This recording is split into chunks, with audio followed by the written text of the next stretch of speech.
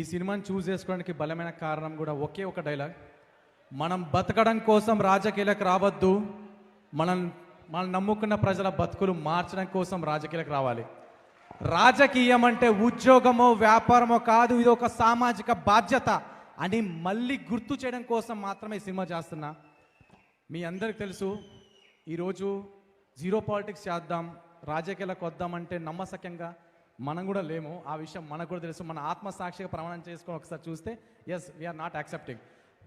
But నా తరపున కాంట్రిబ్యూషన్గా నేను సినిమా పరంగా నేను ఏమి ఇవ్వగలుగుతాను సమాజానికి అనిపించినప్పుడు 25 సంవత్సరాలు ఎమ్మెల్యేగా ఉండి రూపాయి సంపాదించుకోకుండా 25 సంవత్సరాల జీతాన్ని కూడా ప్రజల కోసం సాక్రిఫైస్ చేసి, ఇప్పుడు వచ్చే పెన్షన్ని కూడా ఆయన తీసుకోకుండా ప్రజలకు సాక్రిఫైస్ చేసి, ఆ ప్రాంతం యొక్క అభివృద్ధి కోసం తను పడ్డ పాటలు అంతా ఇంత కదా నేను చెప్పలేని సినిమా రూపంలో మీరే చూస్తారు.